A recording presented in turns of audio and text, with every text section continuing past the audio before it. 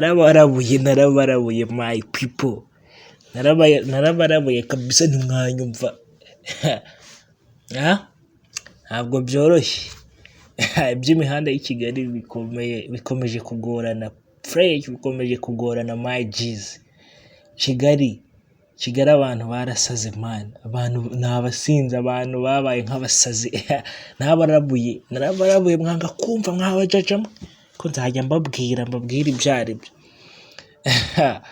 Nkuko nawe babwiye rero, niyemeje niyemeje kubatamo gake, niyemeje kubereka ibibera i Kigali, ibibera ku mihanda y'i Kigali nk'ibisanzwe. Noneho kuruna nicariye ku kazi nyine hariya kuri studio, nicariye studio ndi mu kazi, ngize gutya mbona umujama w'inzungere wazangaraye kabisa, ufite ikintu cy'igifuka kirimo niba ari ibigage. Umusore afite ikintu cy'igifuka ewana kizinze fresh, kirimo urucupa rurimo ibintu by'ibigage niba ari inzarwa, niba ari ibigage ntabwo mbizi.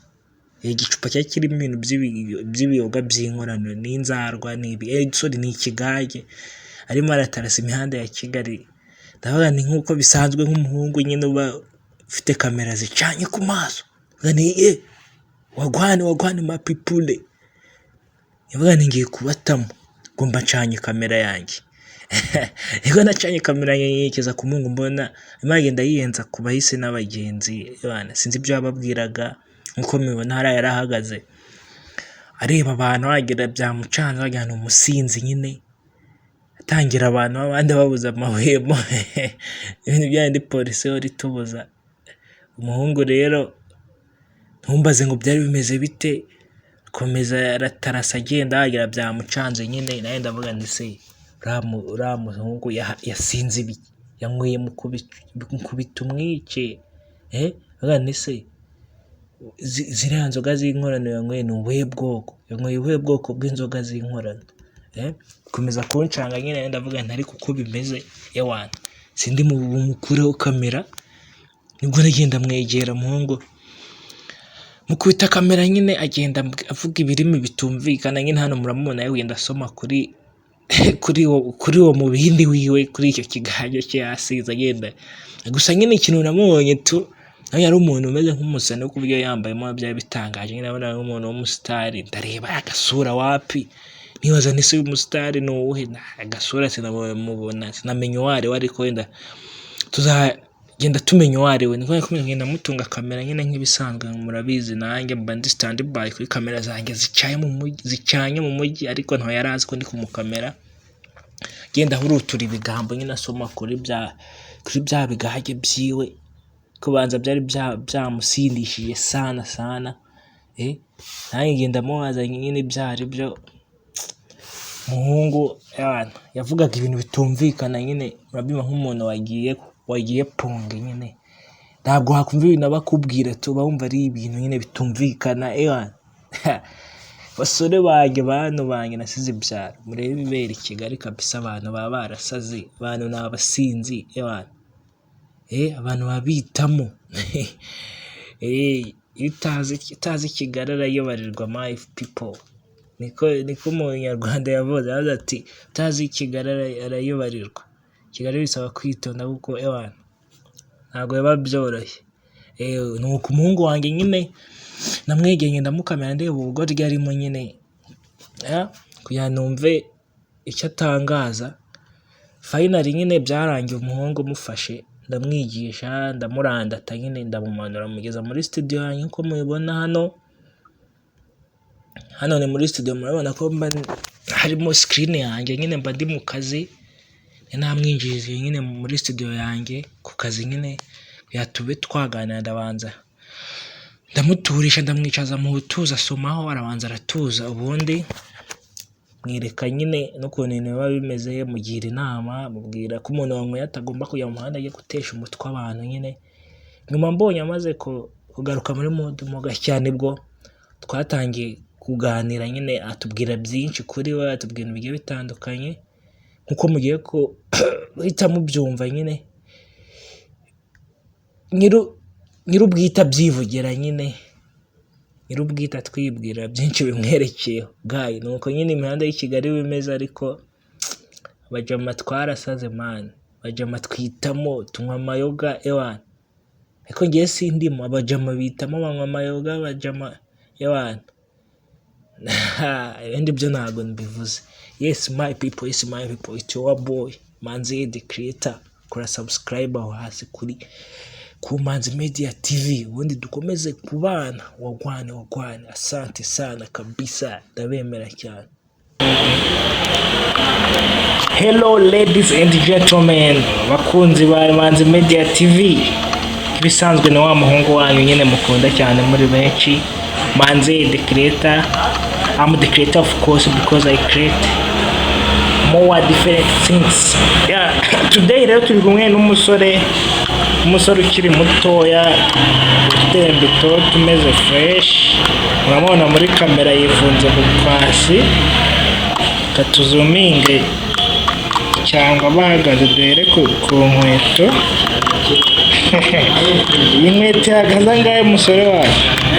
Inkweto buri ihagaze angahe? ihagaze mu 50 by'amajyana.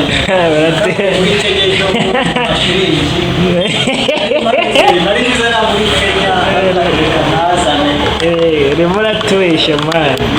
Sure. Ntabwo nakubeshya. Urimo uratubeshya kabisa. Ubundi abantu benshi bakunda kuvuga ngo ndimo ndababeshya bitewe n'ibintu badimo ndya cyangwa se ibinyabiziga mba ngendamo, ariko ntabwo mba ndi kubabeshya kuko ibikorwa birivugira.